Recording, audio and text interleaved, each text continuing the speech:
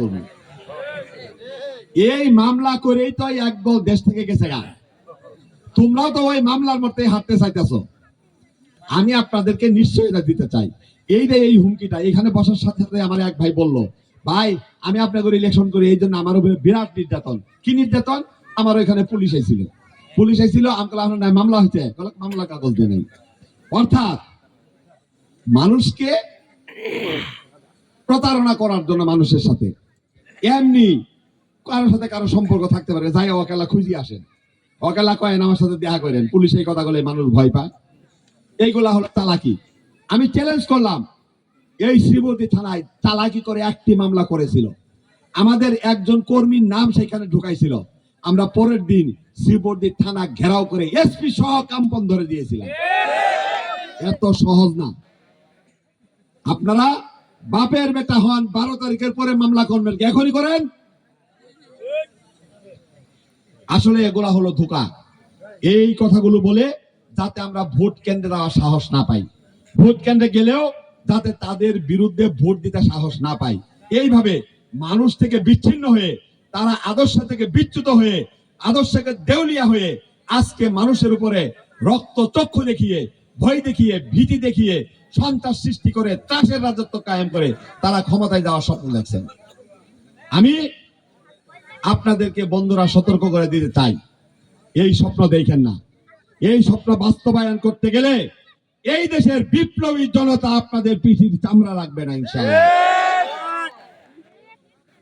প্রতিটা ধমকের জবাব দেওয়া হবে। বলতে পারেন এখন কথা বলি না, কেন বলি না আমরা চাই এই দেশে একটা শান্তিপূর্ণ নির্বাচন অনুষ্ঠিত হোক। এই নির্বাচনের মাধ্যমে জনগণ তাদের মতামতের সঠিক প্রতিফলন ঘটাক। এতে যদি জনগণ আপনাদেরকে ভোট দেয়, আমরা ফুলের মালা দিয়ে আপনাদেরকে বরণ করে নিব।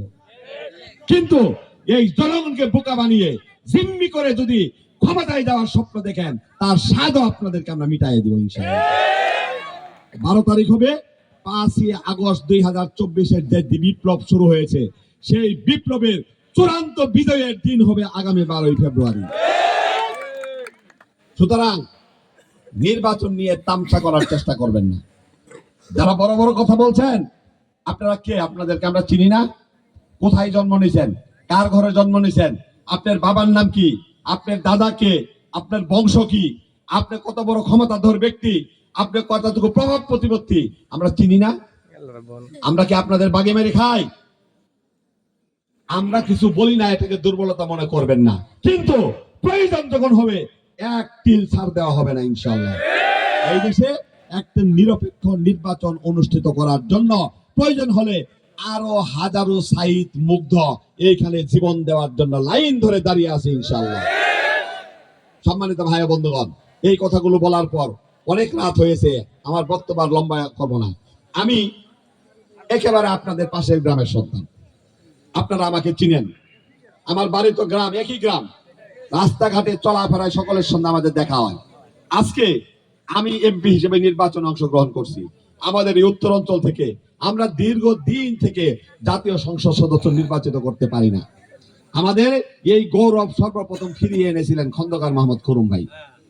খন্দকার খুরুম ভাই পরে তারপরে আমাদের এম.এ. বারী সাহেব এই সম্মানটা ফিরিয়ে এনেছিলেন।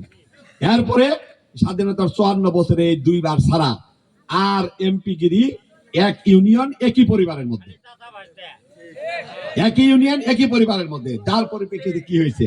যার পরিপ্রেক্ষিতে একটি অঞ্চল উন্নয়ন হয়, আরেক অঞ্চল উন্নয়ন থেকে বঞ্চিত থাকে।